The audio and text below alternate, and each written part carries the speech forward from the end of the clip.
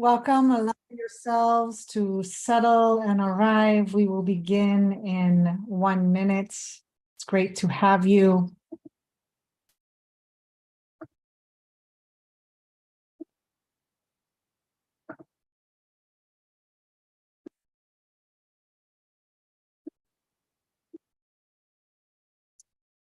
Okay, we are beginning. Welcome to Awakening Torah, Mussar Mindfulness. This week in particular, we're doing Awakening Masei. Okay, the Masei of Bnei Israel, the children of Israel in Bamidbar in the desert. We are in it with them in the journey. And before we jump in, I always share our intentions and kavanot, but first let me just do a brief introduction. I'm Rabbi Chasya, the founder and director of the Institute for Holiness, Kehilat Mussar. We meet with this free will offering every Sunday, B'ezrat Hashem, God willing, at 7:30 p.m. here in Israel and 12:30 Eastern Standard Time, located on the Eastern Board or Midwest also of the United States and Canada and whoever is along that border. So we do this as a part of our Mussar Mindfulness practice. We basically jump in to the weekly Torah portion to look at it from that lens, from that practice of how we can learn from the Torah, what does it have to teach us, and how we can apply it to our own daily practice. And give me 1 second. So today is Sunday, July 31st, and we have entered the month of Av, which, if you're not familiar, is the saddest day on the Jewish calendar of Tisha B'Av, where we engage in reading from Echa, from Lamentations, mourning essentially not only the destruction of the Second Temple, but many calamities throughout the history of the Jewish people and what I would call intergenerational trauma, communal trauma, and just so much life was, we can't really wrap our heads around what happened when you think of an overarching colonizing power like Rome coming in and destroying everything that you know what life to be is and how you are, and then essentially kind of kidnapped and moved into exile into other lands. So the ramifications of that is something that we will come up with on Tisha B'Av, but we've entered this 9 days from Rosh Chodesh, the new moon, until then, and that's where we are in our mind state. So if you're feeling the heat of Av, of the summer, it's all part of what we are supposed to be feeling in the real embodied sense, this kind of really in the Northern Hemisphere, the heat, and also with that can come the reactionaryism, right? The being the whole reactivity and the anger and what we call baseless or senseless or mindless hatred, right? So we're going to hold all that today, and we're going to move into our intentions, our kavanot for today's sessions, which we bring every time. So you see, if you are watching on video and have vision, you will see here, whether you're joining us live stream on Facebook or on our YouTube channel or here on Zoom, delighted to have all you. We have here, before doing acts of caring for the self, because we see this practice today as caring for the self. We say, this is something I'm doing to strengthen my own soul in order to be of benefit to others in the future. That's why we commit to this practice. The second says, in doing acts for others, because we are building up ourselves to care for others, we say this is something I'm doing to strengthen my relationship to others, so I can be a better conduit of God's good to others when they need me. And the final one, we're doing this practice together here, taking refuge in community to strengthen our relationship with the divine. This is something I'm doing to strengthen my relationship with the Creator, so I can be a better conduit of God's good to others when they need me. So may we merit this today in our practice here together as we move forward into today's lesson. So what is going on today? You might have noticed something special has shifted in the calendar. Maybe you've noticed. If you haven't, it's okay. So normally in Israel, since Passover, since Pesach, we have been like a Torah portion ahead of where everyone outside of Israel was. So essentially, if we were, on Bamidbar, then you were still in Leviticus and Vayikra. So what's happening is that you just had a double portion outside of Israel. You had Matot Masei together, and you had that yesterday on Shabbat. And here in Israel, we had just Masei, but we're all caught up. What does that mean? We're all on the same page again. So next week, when we meet together, B'ezrat Hashem, we will be entering the book of Deuteronomy, of Devarim, and we will be studying the same parasha together. Like you won't be a week ahead or behind. So what does that mean? So it means for this week, if you have time, read through it, get a sense of where you are with it in your practice, and then we'll dump into it together. If you don't have time, then maybe you'll have time on Shabbat, on the Jewish Sabbath on Saturday, to listen to it read or to study and read through it. But that's where we'll be next week, is the first Torah portion in Deuteronomy called Devarim. Essentially, Ele Devarim, meaning these are the words. But today we are in Masei, which means the journeys, right? This is the final, we like to say the final countdown, right? The final summary of this wilderness journey, the itinerary that our ancestors went through in the desert, where we basically go through 42 stations, tachanot, basically, 42 stations of where they traveled and where they rested. And now I want you to think, when we actually go into our mindfulness meditation practice together, what are your tachanot? What are your stations in life? If you had 42 of them, where would they be? What would you recall? Where would you pause and say, this was important to me? This is the reason why. This is where I rebelled against God, right? This is where I felt God got angry with me. This is where I got angry at my fellow family and tribe or community, everything like that happened with our ancestors over the 40 years is similar to our own life. We all have these stations in life, things that we can recall that are part of our journey ourselves. So we're moving through with our ancestors through their journey. It's basically split up into 3 sections. We have the Ramses to the Sinai wilderness. Then you have the Sinai wilderness to Kadesh, and then you have Kadesh to the steeps of Moab, where the children of Israel are waiting right now, basically to enter the land. And as I said, they go through kind of this whole itinerary of looking at where they've been, what they've been through, things of that sort. And so you may wonder yourself, why? Why do we need a list of 42 stations of where our ancestors went? And this is a question that we can apply even to our own lives. Why do we need to recall where we've been? And we don't have to answer that right now, but it's something that we want to hold and to understand why this is important to and being provided to us.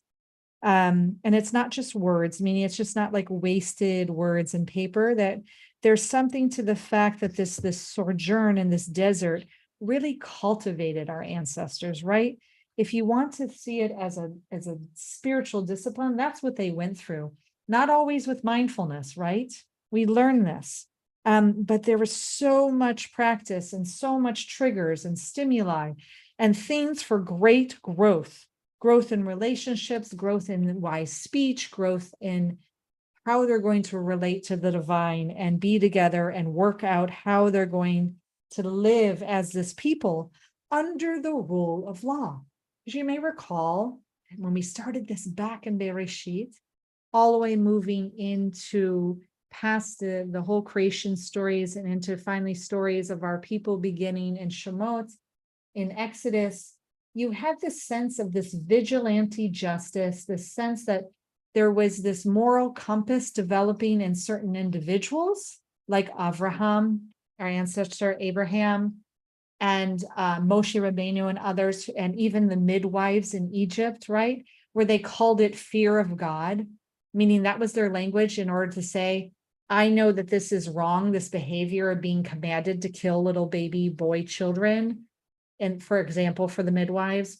So they knew they were using, you didn't fear God. I knew this was a place you didn't fear God. And so it's their moral compass of knowing what's right and wrong. And that had to develop from individual consciousness to collective, to creating a people who collectively started really living under a rule of law and agreeing to those terms and rules in order to live by it together. And so that's what we're going to hold from today's parasha. But what is really important to me that I want to share with you is something quite beautiful and significant that happens. So every once in a while, you get to witness our ancestors shift in morality, shift in consciousness. And it's a moment to pause, because I think we all go through this even in our own individual lives. So in this parasha, we learn about how our ancestors were commanded to create something called cities of refuge. Okay, if you want to follow along, this is in chapter 35. We're looking at verses 9 through 15. And what you have here is this basic theological position that the divine presence cannot abide in the land that is essentially polluted by murder. That essentially, if blood is spilled, even by accident, meaning the person didn't intend to kill the person, there still needs to be an accounting. It's almost as if the earth, if you think back to the first murder, God forbid, of Adam and Chava's sons, of Hevel and Cain, and the earth actually kind of screams out because it's the first time it's swallowing human blood. It has to consume it and it doesn't want to. And so there's this sense among our ancestors that there's a real accounting that has to happen. And this offense of this kind of spilled blood is pollution to the earth. And it also leads to the abandonment of God from God's sanctuary and people. So the laws of homicide get really special treatments. And you will want to think in your own societies, if you're coming from the United States or Canada or wherever you might be, how does your society work through these laws of homicide today? How do we treat somebody who kills somebody by accident? How do they take care of the family that has to deal with the person murdered? How do they take care of the other? So this is all very important. So basically what happens is there's the establishment of asylums. Asylums. You may think, why? Why do they need to be asylum? Because back in the ancient Near East, and particularly with our ancestors, there was this blood guilt, this like blood revenge, actually called Goel Hadam, someone that was supposed to be responsible for that ancestor being murdered, usually a father, a brother, or uncle, and that they were supposed to do the accounting. They were supposed to actually go and murder the person who murdered their family. But what has happened is a huge shift. In Israel, they've decided that when something happens by accident, meaning the person didn't intend to kill the person, and they can actually prove that in a court of law, this person shouldn't be killed. They didn't mean to do it. That's a huge shift in Near Eastern mindset and thinking. So instead, they create this place for the person to flee. I think there were 6 cities total. And they went and fled until the Kohen Gadol, the head priest, passes away. And they fled because the person who is the one that's supposed to take revenge will not be able to go ahead and do the revenge. It's almost like they created a new institution that will still acknowledge that the family might have that revenge feeling of wanting to hurt the person who, and obviously murder them, who by accident killed their family member, but they won't be able to do it because this person has been given asylum. Okay, it's a radical shift, essentially, because there was such a prevalence in the institution of blood vengeance in the ancient Near East.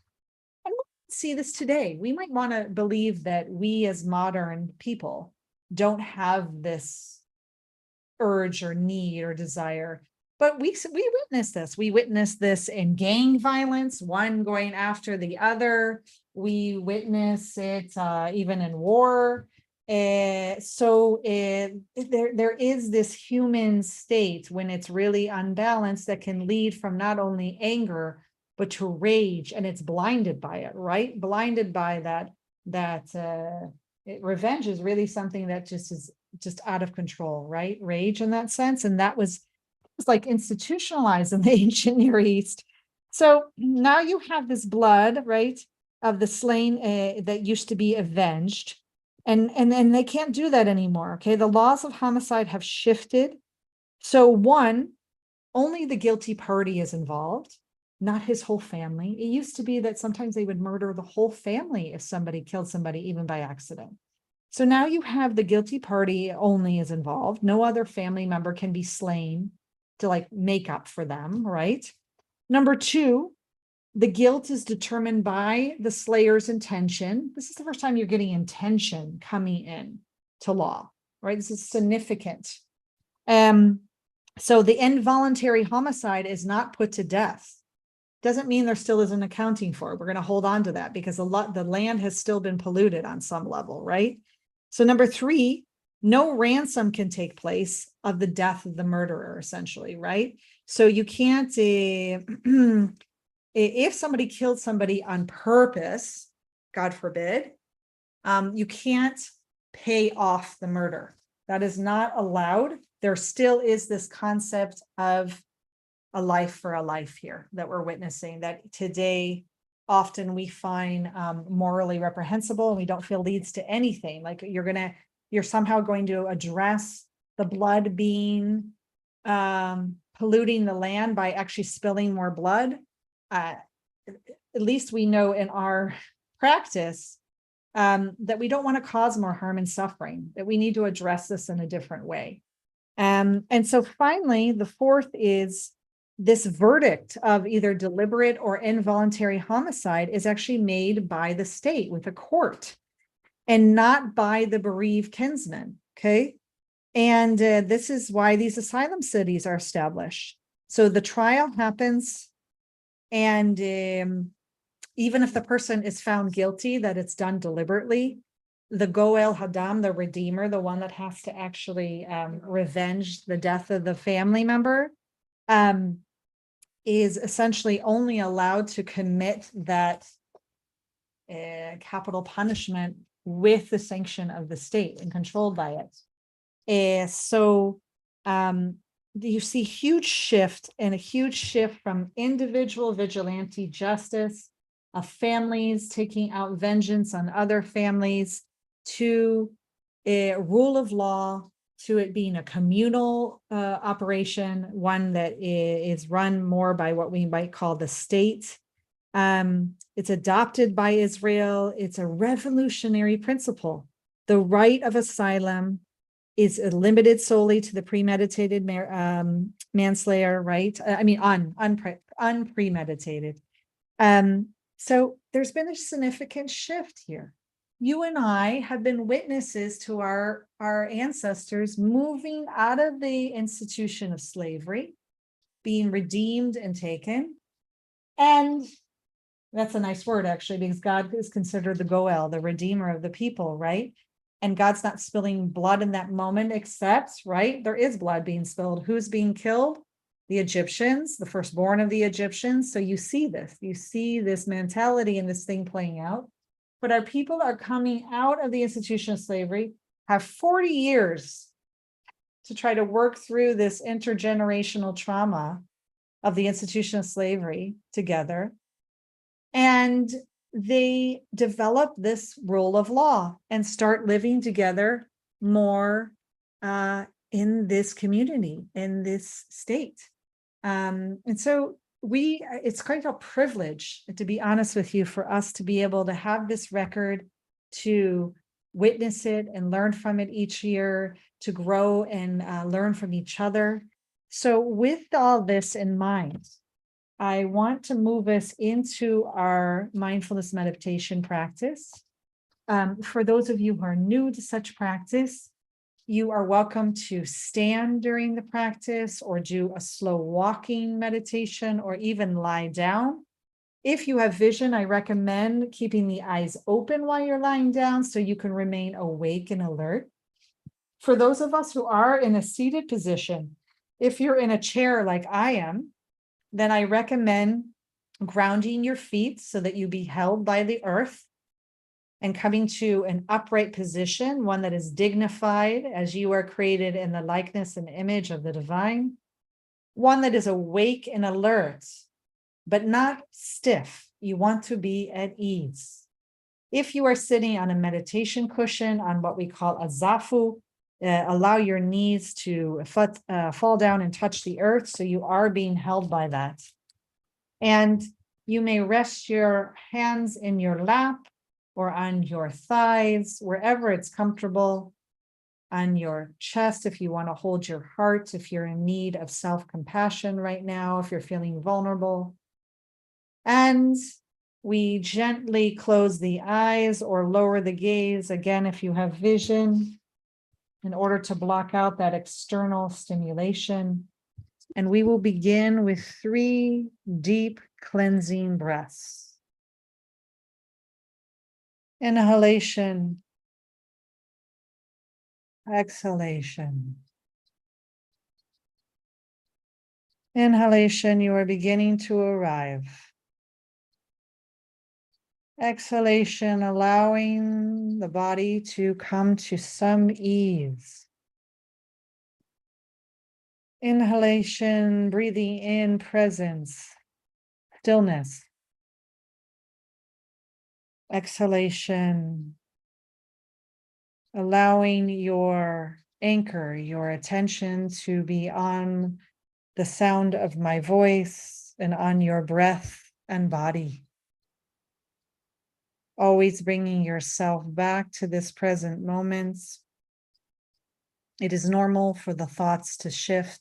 That is the practice, to simply begin again once you become awake that you went off elsewhere, and you simply bring it back to your breath and body and my voice. Noticing what is here for you right here and right now, and welcoming it, accepting it. Are you having any intense emotions? Anything that you might label as unpleasant? Simply honor it. No need to judge it or push it away. Same thing if you are having any strong sensations in the body, any pain or discomfort. Recognize it, even honor it. Attending and befriending. Recognizing that it's going to be here with you. You can even make it part of your awareness practice. This is what discomfort feels like. This is what pain feels like. Perhaps it is dis-ease. And then, for those of you who are caught up in certain thoughts, it might be that you are ruminating over something that happened before you came to this sitting and talk today. Or maybe you're in the future planning for what's coming next. Simply recognize it. They're just thoughts. They're not who you are. You can simply bring your attention to your breath, to your body, to whatever I am guiding. From time to time, I may fall silent for you to spend time in the practice. You can trust that I will return. And you can trust that at the end of our meditation together, I will gently pull you out with my voice today.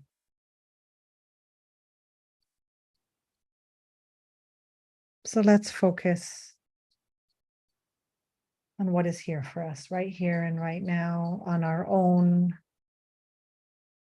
journeys, our own stations in life. What is the station you are at right here and right now? Are you finding it pleasant? Are you finding it neutral? Perhaps it is unpleasant. And where are you feeling your current station in life in your body? Maybe you feel it in your shoulders, in your neck,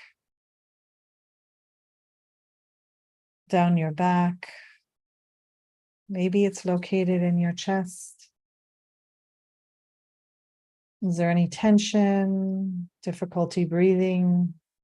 Or maybe there's a spaciousness, an openness, a sympathetic joy,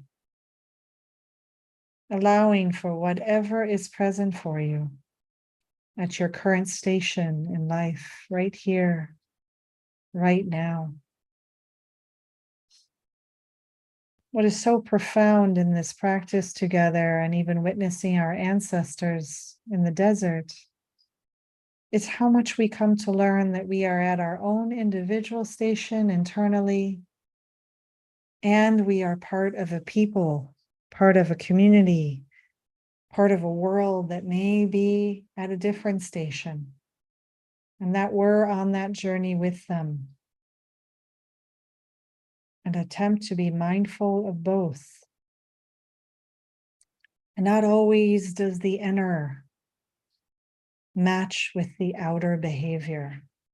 How many of us have had times at our stations in life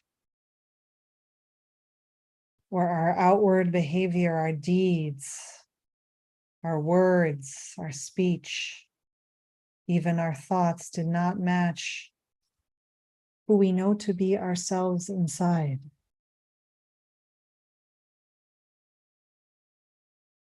That disalignment has the effect of a feeling of lack of integrity, a lack of continuity. And so many times we want to honor in our practice and learning together as we leave the desert, as we leave Bamidbar. How many times our ancestors were so much discord, so much unwise speech, unwise behavior that was not in alignment with the beautiful souls we know them to be. How much we humans make mistakes. That we must address our learning and practice with compassion, with a little less judgment, with metta, with chesed, with loving kindness. May you be able to accept the station that you're at right now. May you be able to do so with kindness. May you be able to be present.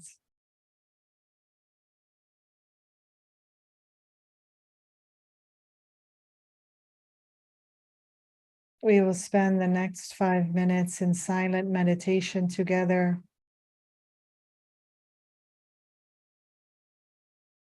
Allowing yourself to recognize and allow, accept, attend and befriend whatever is here for you.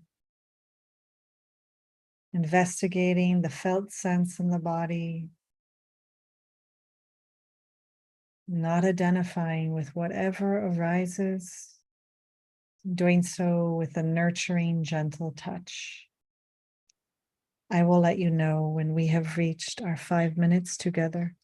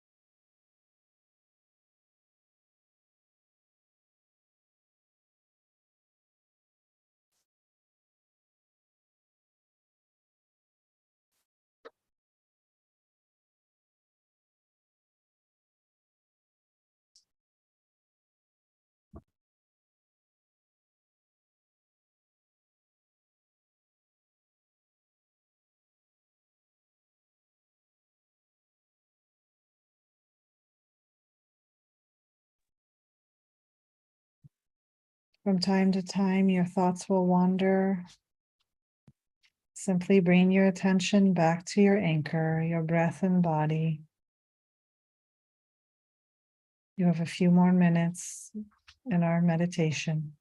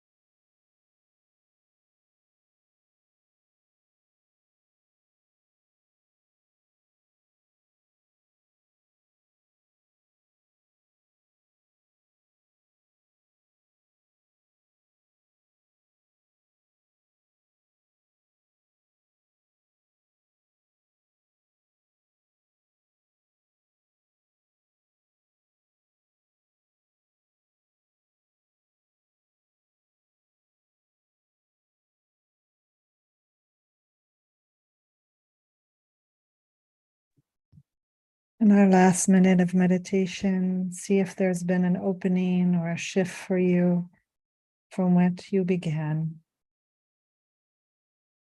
With no judgment, just simply noting. If there hasn't been a shift, that's also absolutely okay. There's a full range of experience. Considering your own kavanah or intention for today, allow yourself to consider what you wanted to get out of this session, what you hope to bring to it. Allow that to arise. And spend the next half of a minute considering what your questions or comments may be for today's practice and teaching. And when you're ready, you can gently and slowly open your eyes if you had them closed. Taking the time and understanding that there's an adjustment to the light when we come back to this shared Sangha, shared Vad, shared group together on this sacred screen of Zoom together and on live stream. Allow yourself to have that adjustment. Thank you for your practice. Thank you for committing together, taking refuge in the teachings and here together and practicing together. So this is your moment. You are wonderful subscribers and those interested in our work here at the Institute for Holiness, Kehilat Mussar. So take this opportunity to ask questions or share how your practice was. You're welcome to go off mute and just let us know your name, where you're from, and we'll move from there.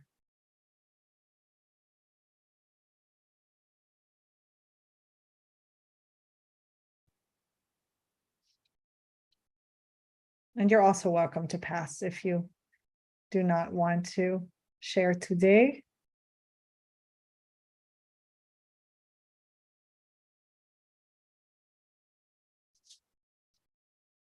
Anything from Susan or Jeannie today?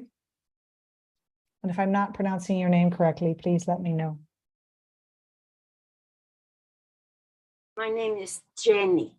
Jenny, thank you for correcting me. Jenny, English way of saying. I'm from Toronto, Ontario, Canada. Welcome. This is my third time here.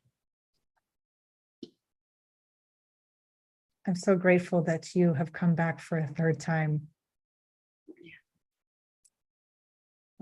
Do you have anything you would like to share or any questions?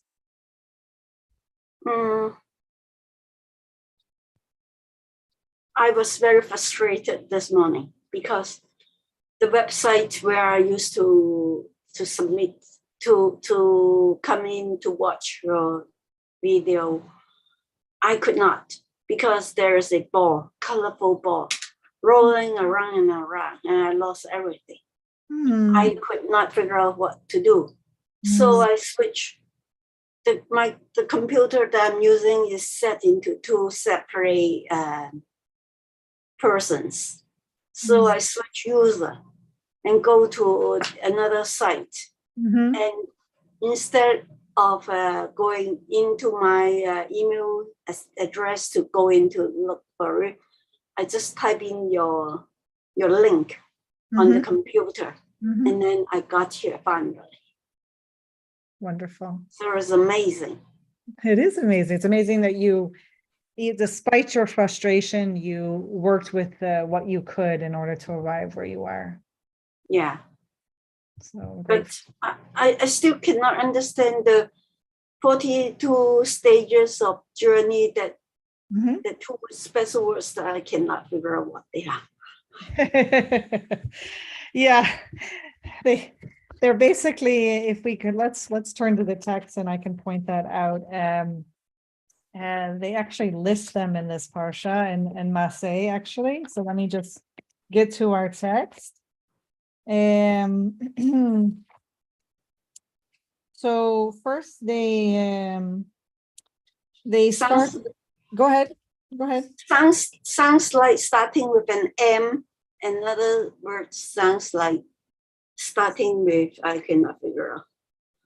Yeah, so basically they start off, if you're going to look at chapter 33, verse 5, they start off saying the Israelites set out from Ramses and encamped at Sukkot. And then they set out from Sukkot and encamped at Etam. And they go through 42 different sites, locations. And they list that all the way through with some of the things that happen at each site. And finally, they get to the end of that 42 in verse 37, where it says they set out from Kadesh and encamped at Mount Hor on the edge of the land of Edom. So there you have the whole list, but it's over 40 years that these different sites happen. So does that answer your question and help you with where we are? Excuse me, I don't get the chapter. I got the number, but what is the name of the chapter? The name of the chapter is, it's not a name. I mean, we're in what's called Numbers, which is the Numbers. Yes. Okay. Numbers chapter 33. Yeah, I got the rest. Okay, good. Yeah. Thank you.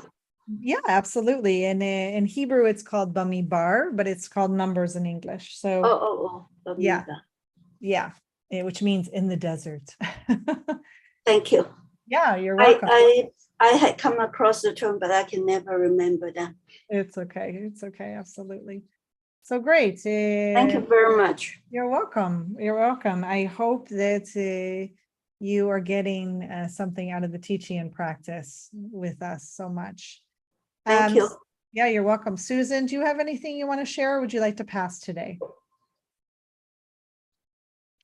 She might not even hear me right now. She's on mute. There you are. Hello. I'm going to pass this morning. Okay, welcome. And remind me again, I know you're in Albuquerque, correct? That's correct. That's right. Okay, so we have Albuquerque and up in Canada and here in Israel. We're all over the world right now. That's good. It's good. All right. So we always request and accept donations for our offerings, known as Dana in the Buddhist practice and Truma in the Jewish practice. You can be in touch with me via email or on our website. We accept any amount for if you've benefited and would like to honor us with a donation, that would be very much appreciated. We also we accept sponsorships for our weekly sittings. So it could be in honor of somebody or in memory of someone who has passed away. Just be in touch with us to arrange for that. And mostly for your weekly practice, just please attempt to sit.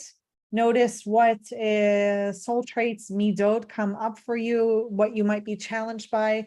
On the Jewish calendar, if you're aware, where we've entered this 9 days, right? Where it's like this time of mourning before we hit Tisha B'Av. So it can be a very difficult, trying time, one that is at least a communal mourning and sadness, even if you're not feeling it individually.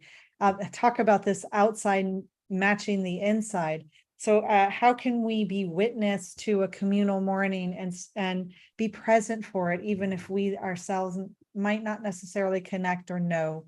to just honor it. So we do so together in community. I'm so grateful for your presence today and everyone on live streaming joining us, or will watch this recording or hear the audio later. Thank you. Thank you for joining the Institute for Holiness, Kehilat Mussar.